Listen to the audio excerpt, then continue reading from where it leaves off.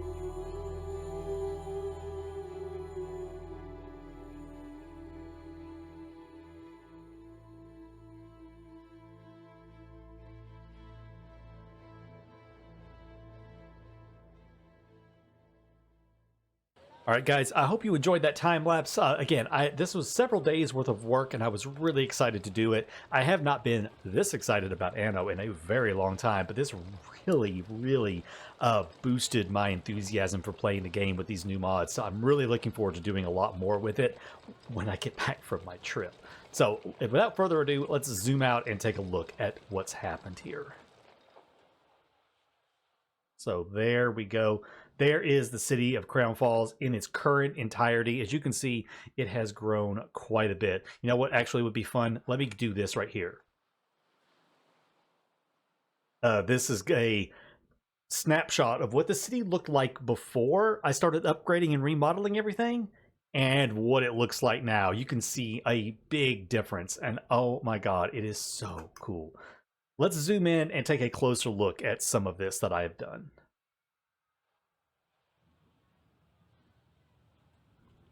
So obviously the current big thing in the city is the World's Fair and the plaza and the parks around it. I am really happy with how this has come out. The World's Fair looks fantastic. Using these right here, these are part of Muggenstormer's, where's it at? Streets related mod stuff right here. Now this you can find over on the nexusmods.com/anno1800. This is not on the mod.io browser. These are over on Nexus Mods. Tons of awesome street related stuff, and all of the roundabouts you've been seeing me place are from this, and these are so cool. So great work by Muggin over there. Lots of awesome street related stuff. So many different options to here to play with, but I use those to great effect around the World's Fair to add these little pedestrian archway walkway areas right there. Some very nice pathing and stuff going through the middle of this park that was going to connect. So the original plan was this was actually going to be the city hall back here. Was going to do City Hall back here, but City Hall actually is offset. It doesn't fit evenly between in my space right here. So I decided just to have it a nice park. And, you know, just a very nice park area leading up to the World's Fair from this direction with some fountains and a lot of green space. Lots and lots of green space. And then on this side, just a small plaza with the pavilions and everything else. So it looked really cool. These street trees right here, these are street poplar trees. There's a couple of different options right there. Those are from the, what's that from? Oh, Mediterranean street trees or street trees or something like that. It's on mod.io. Go find it. It's called Street Trees, I think. It's a really great mod. Tons of options right there. So yeah, really happy with how the World's Fair area has come out. Probably one of my favorite World's Fair areas I have ever built. Some people, you know, they go crazy and they'll have these massive plazas all the way around it, full of museums and botanical gardens. And I think that looks cool. And, you know, if I was to build this more as real life, this would be set in the center of a giant park.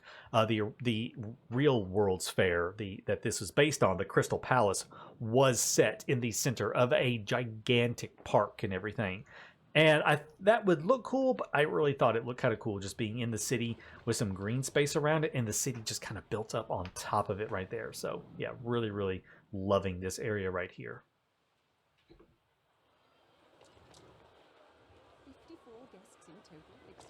Let's take a look at some of these roundabouts I have done. So these things are super neat and everything. The way you do it, it's actually, and you saw me do it in the time lapse. All it is a kind of, you know, square roundabout with some space around it, and you just plop this over top of it, and that's all it is. There's several different versions of these available. The difference between like this and this, these are the same ones of version 1 and version 2. It's kind of hard to show. But basically what it is, if you see it right here, the 4 corners of this are blank and you can build over top of those. This one, the 4 corners are not. You cannot build over top of them because they create these little hedges right there. So that's the difference between those. And then there's just 2 different ones right here depending on your road layouts.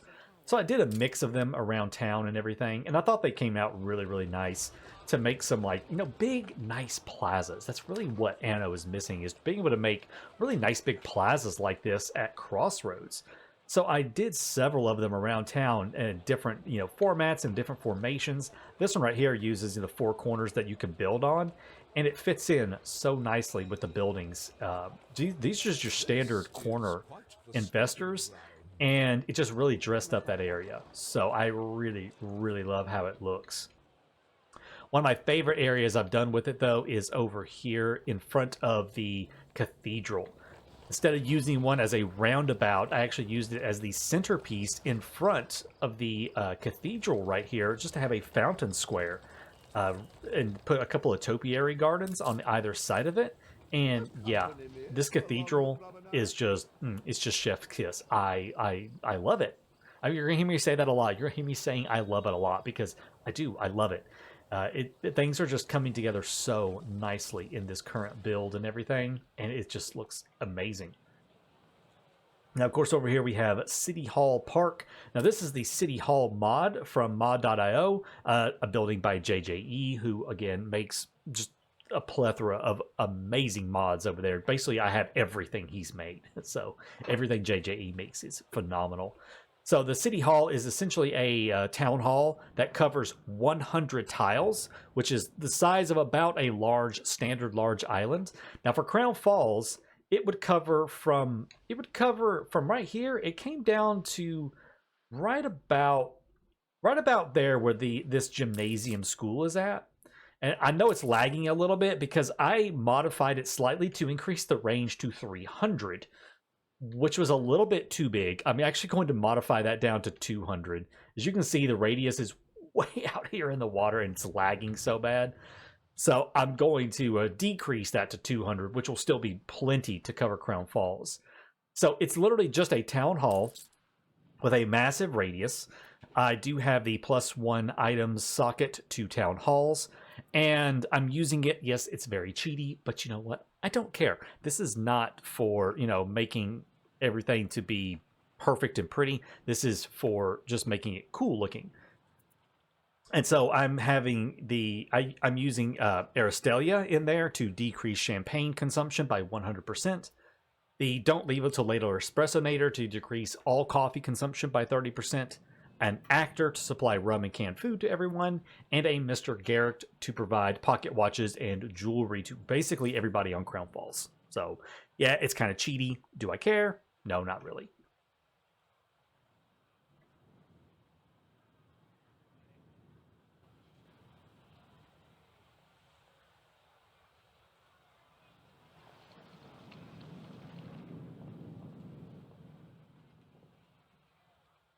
The cool thing about the City Hall is you can also place town halls within the radius of it.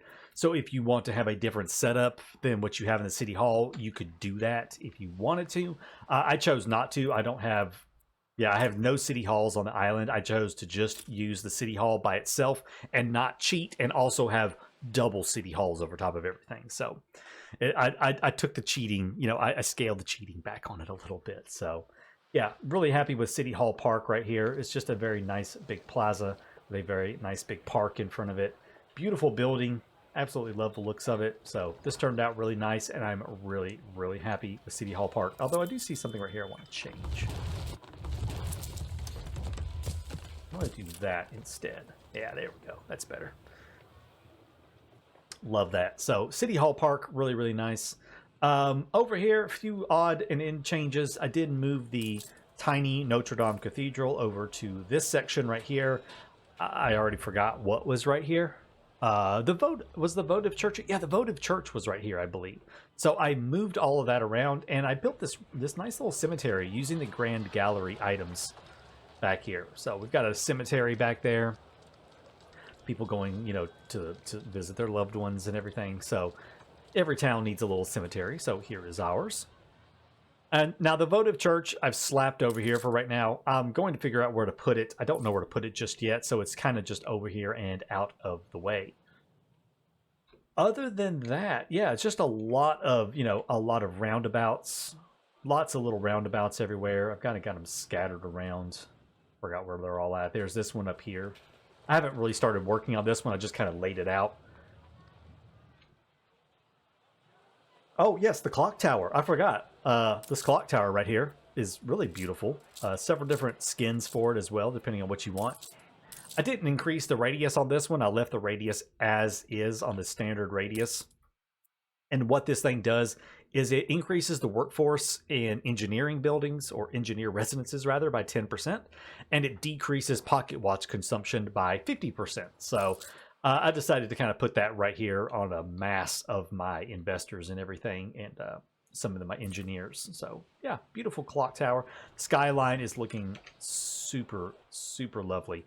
I love having some of these big, chunky buildings. You can see right here, we've got the bank using the what is this thing called? The cathedral, the church of the Cathedral of Commerce or something like that. Just this giant church, this giant bank skin. We've got the Notre Dame. We've got the clock tower. Get down here in a better view. Of course, we have the National Civic Hall. We've got the City Hall right there. I do have my first hotel slapped in right there. World's Fair, the cathedral in the background. Yeah, it's all looking rather... Oh, yeah, the gymnasium. Another nice big chunky building to take up some space. Oh, absolutely gorgeous. I love the look of it right now. I have so many more plans. I want to put some more big parks in. I do want to incorporate more of the diagonals and maybe create, you know, maybe like from some focal points, have some diagonal areas, like maybe from the edge of this right here. Instead of just all squares, maybe go at some diagonals from these, maybe down through here, add in some diagonals, just to break up the monotony of the grid. Influence bonus. And have something interesting to look at besides the grid and everything. So that's probably going to be what I will work on again off camera when I get back from my trip and everything, and start to incorporate some more of these diagonal residences to break up the skyline, break up the street pattern a little bit, and make it look a little more interesting. I'll probably do a lot of that off camera, not recorded or anything, and just kind of deal with that, because the next part of this series I do want to work on is what I promised, and we are going to be working on the harbor areas right through here. I'm thinking we are almost there. Yeah, we're almost there with the exports. I'm having all of them. 25 depots is the max, so I think I need like 1 or 2 more things to upgrade in our import-export stuff right here. This right here is coming along, the steam carriages. Champagne is almost there as well, so that's going to be the 2 that's going to help propel us up a little bit more. It looks like light bulbs also are coming up. Tools is already up there. So yeah, a couple more things upgraded, and we will have a full docklands, and we'll be ready to design our perfect docklands over here as well.